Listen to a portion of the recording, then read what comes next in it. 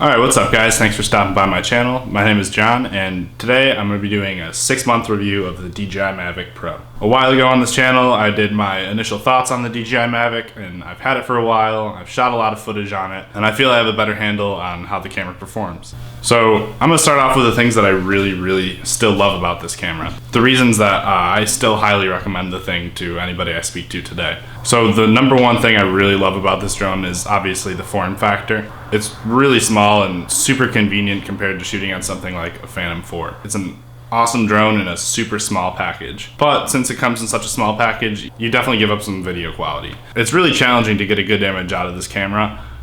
It can be done, but if you're really looking for image quality, you'd be better off going with something like the Phantom 4. The only reason you'd ever shoot with a DJI Mavic over the Phantom 4 is for its form factor and the fact that you can just throw it quickly in your camera bag and not worry about a second giant bag for your drone that you have to lug around.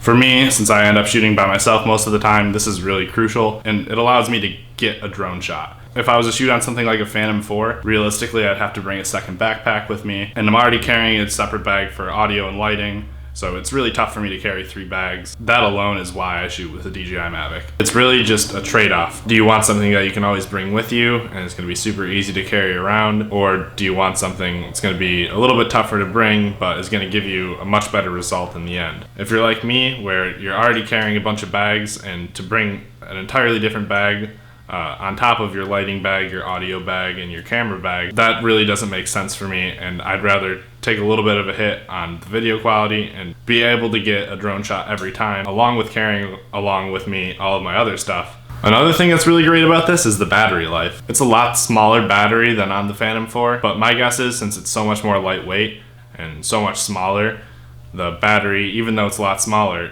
is able to actually last almost the exact same time as the Phantom 4. I think it's like a minute or 2 less.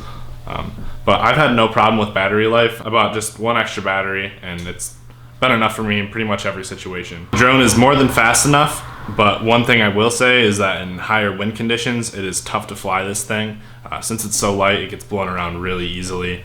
This can result in shaky footage, or one time I was flying it over a lake and there was some serious wind, and I actually almost wasn't even able to bring it back to shore. The wind was so strong. I almost lost it over the water. So that's one thing that's a little bit rough about this drone too, is that it's not great in all flying conditions. It has to be a relatively calm day.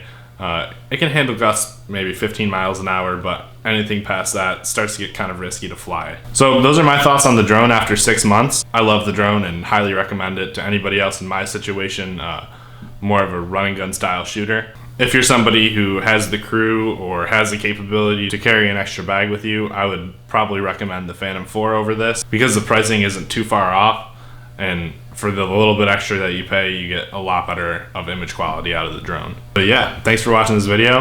Hope it helps some of you guys out. If you guys have any other thoughts or anything like that you'd want to leave in the comments, that would be much appreciated. And yeah, thanks for stopping by the channel. Later.